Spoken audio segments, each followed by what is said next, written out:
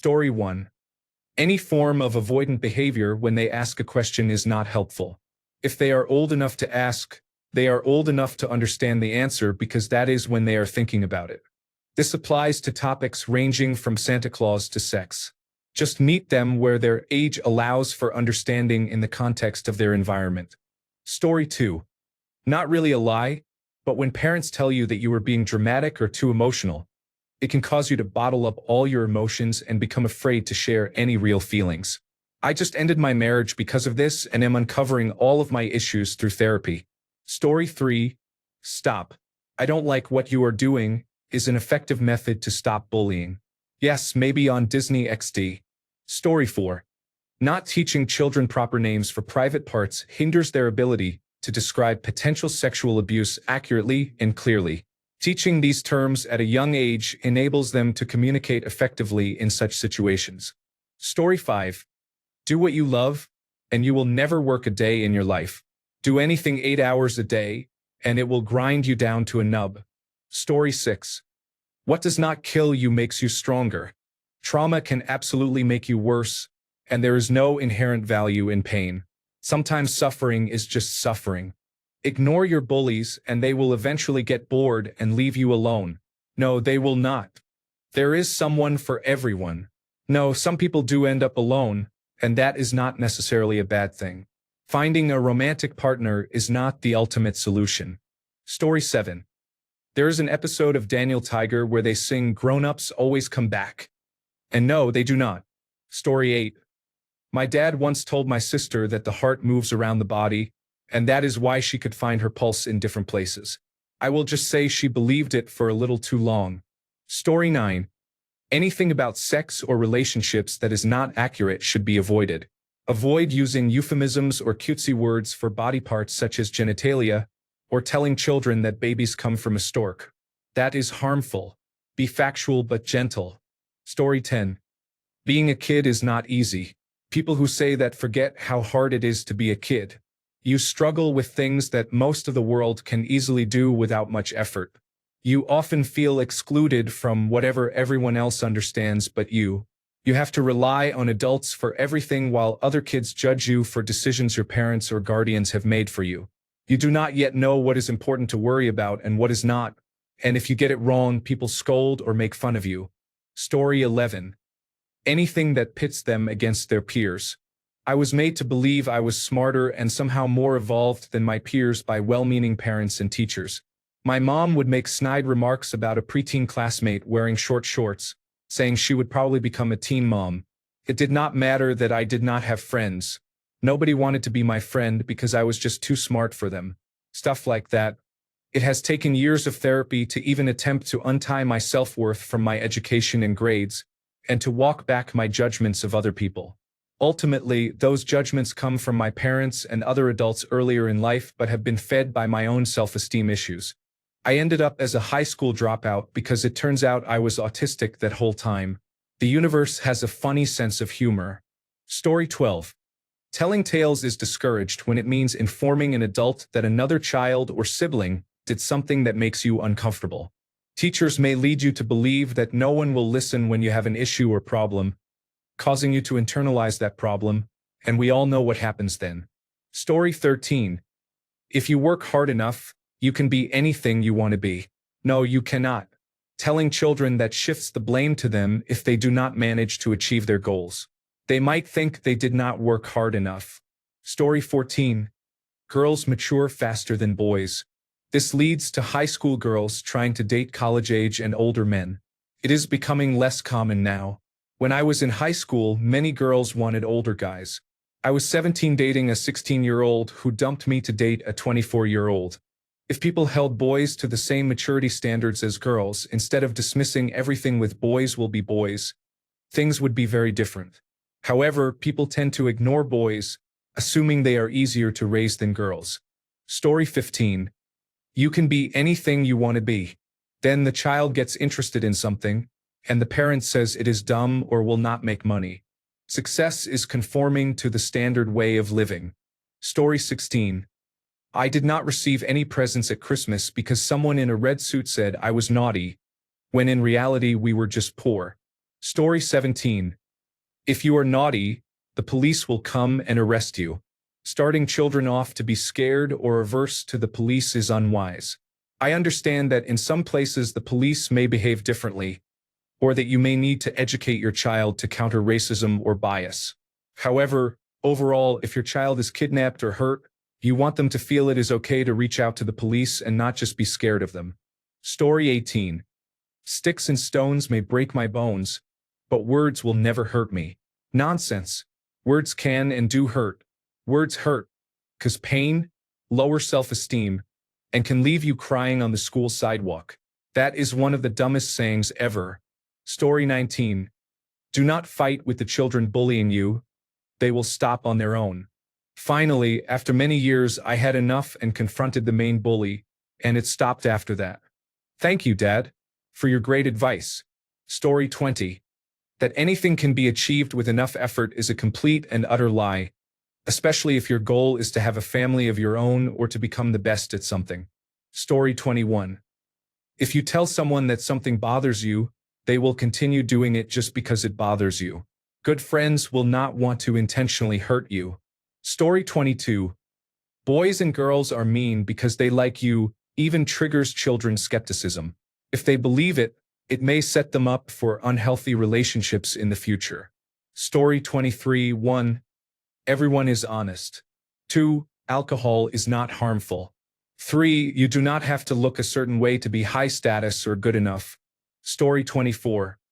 It is not really a harmless lie, but both my parents told me that if they hit me with an open palm, it is not physical abuse. What is worse is that I called emergency services when my little sister was hurt so badly she was bleeding from her mouth. The police came and, needless to say, made everything worse. My little sister was grounded for a week, and I was grounded for a month for bringing strangers into family matters. I have been in therapy for years, and I still have many issues. Story 25. There are children starving and they would like that food. Forcing kids to eat more than they want is problematic. First, that is an unfair level of guilt to place on a child. Second, while sometimes it is fussy eating, other times the child does not need more food. Yet, we pressure them to learn that overeating is normal and expected. Story 26. If you do well in school, you will get a good job. Also, ignore bullies because one day you will have a great life and job and they will not. Both are lies. Story 27. Do what you like and you will never have to work a day in your life. Often, commercialization of your hobbies and passions turns them into a chore, not the other way around. Story 28. Sticks and stones. Words do hurt, and pretending they do not teaches children to ignore real emotional harm. Story 29. I dislike the idea that adults are always right and that children must always obey adults. Especially when an adult asks a child for a hug and the child does not want to, yet they are forced. This teaches children that they do not have autonomy over their own bodies. Story 30. I was told a dog my aunt had ran away and could not be found. I cannot express how much it upset me to learn years later that the dog had been run over right in front of my former school. When she was found, she was warm, meaning it had happened recently. I spent years hoping she would come back. Story 31. If you are going to tell your children the standard myths that they will eventually grow out of, make them as outlandish as possible so they will outgrow them more quickly and have a good laugh in the process. For example, one of mine once asked what the tooth fairy did with all those teeth. I answered, she is building a castle at the North Pole, and after many centuries it is almost done. Another time, I forget the line of logic, but together we figured out that Santa should have done something to get Jesus off the cross. He must have been a coward or something. We still laugh about that occasionally, picturing Santa at the crucifixion. Story 32. Sticks and stones may hurt your bones, but words can never hurt you. There is no need to explain how this is wrong. Story 33. Children being told that if they fail to believe in the right God, they and everyone they know will not only be eternally tortured after their death but will deserve it is possibly one of the most disgustingly normalized forms of child abuse. Story 34. If you do not cooperate, the police will get you. I spoke to a police officer once, and they said it actually deters children from going to the police when they genuinely need help. Story 35. I was taught at school that the stories in the Bible were true to some extent. I think quite a few people would consider that harmless or even good, but looking back, it is child abuse to indoctrinate children into any religion. Story 36. If they work hard at a job, they will get raises and promotions. I did that, and all I got was the work my lazy coworkers would not do for the same pay rate. Story 37. We need to stop teaching boys that if a girl rejects him, he should try harder. We need to teach them that if a girl rejects you, stop pursuing her. It works both ways. Girls should be taught the same lesson. In fact, this should be taught to everyone regardless of their gender identity or sexual orientation. If someone rejects you, accept the rejection and move on. Story 38. Your ancestors are in heaven, always watching over you. This gave me paranoid anxiety and fear that I was constantly being watched. Story 39. Do not be weak or cry because you are a boy. That is why men grow up bottling their emotions, thinking that being weak or crying makes them less manly. Story 40. The entire Santa situation made me feel like I could no longer trust them. The hypocrisy of telling us not to lie while maintaining a lie for years was upsetting. I questioned my sanity because I was certain I had heard the bells on his sleigh. Santa ruined my life. Story 41. That Santa Claus exists. Why do we do this? We create a small figure similar to Jesus, then tell children, sorry, we made it all up, when they get older. What we teach them is that we lie to them. Story 42. The bullies are being mean to you because they are jealous. This is sometimes said to make someone feel better, but it is not completely true. Story 43. Being blood-related is more important than relationships with people you are not related to. Not all family members will treat you right, and sometimes it shows more love, support, and trust to have someone in your life who does not have to be there but chooses to be instead. Story 44. When a girl says no to your advances, it means you need to respect her decision and move on.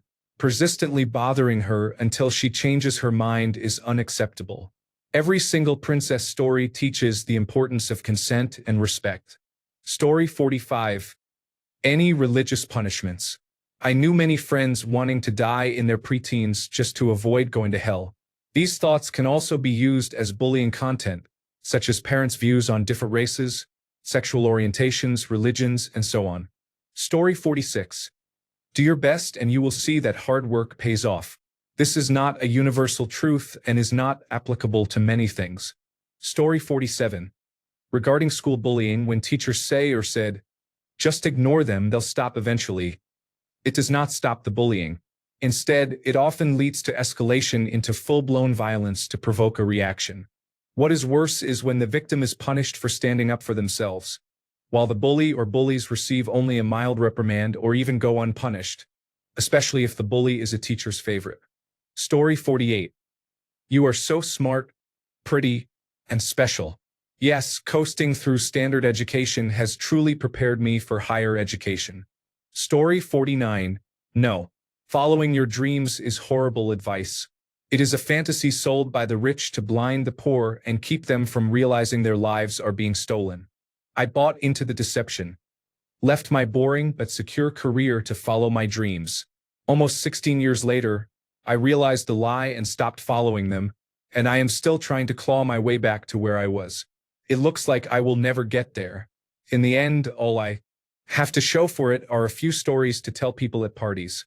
People who were smart enough to realize that following your dreams will lead you right off the edge of a cliff and have the luxury of enjoying the novelty of my stories and then going home to their secure lives. You will have to play the game one way or another, if not now, later, whether you want to or not. Accept that life will never be fair. You will never get all the things you want, and it is okay to be content with the bird in your hand and ignore the bush entirely.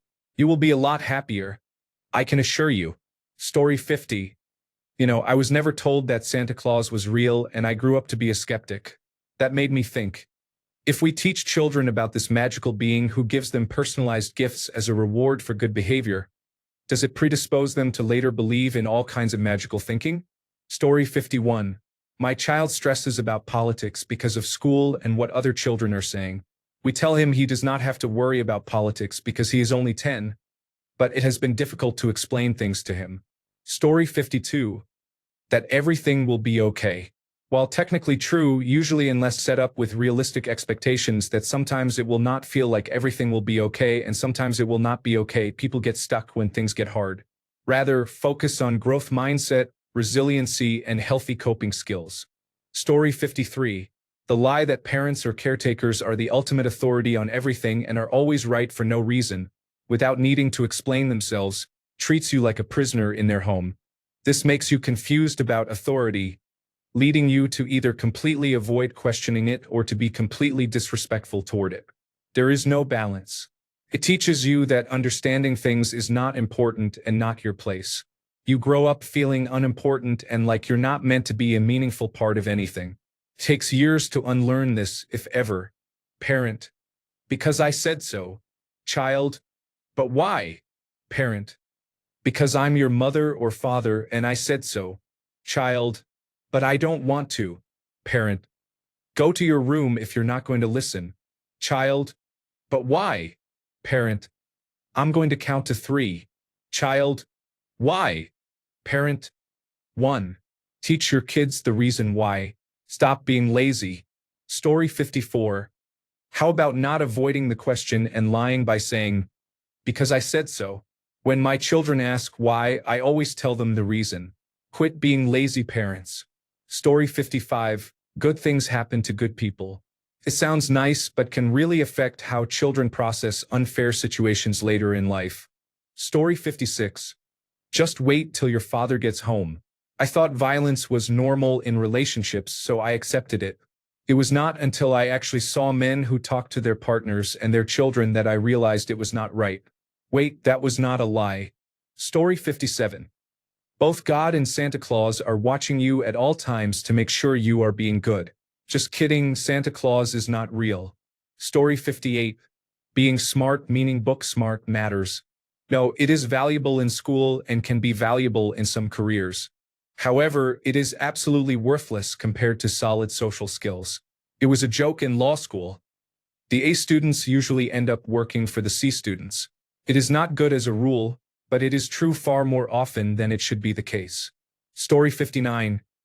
I don't feel strongly about this, but what came to mind was that presents come from Santa at Christmas. I understand it's magical, but it doesn't prepare children for the reality of what it takes to buy things, especially expensive items. I come from a family that never struggled, but I always knew it was hard work for my parents. Maybe it is fine for very young children, but not when they are old enough to understand things properly. Story 60. Santa Claus, Easter Bunny, Tooth Fairy. I find them all difficult to deal with. We teach our children not to lie and then lie to them multiple times a year for 10 years of their lives. I do not know, I just find it hard to understand. Story 61. No, mommy and daddy are not fighting. Teach your child that even though parents may argue, it is okay. Be sure to demonstrate conflict resolution. There are constructive ways to have an argument, and they need to understand what a healthy argument looks like. The first time they have a boyfriend or girlfriend, their relationship may include many arguments. They need to know when to walk away and when to spend time working on the issue. Story 62. If your child is lost or in danger, you want them to seek help from the police rather than hide from them. You should call the police to protect and assist your child. Thanks a bunch for sticking around till the end of the video. Remember to subscribe, and until next time, stay awesome and goodbye.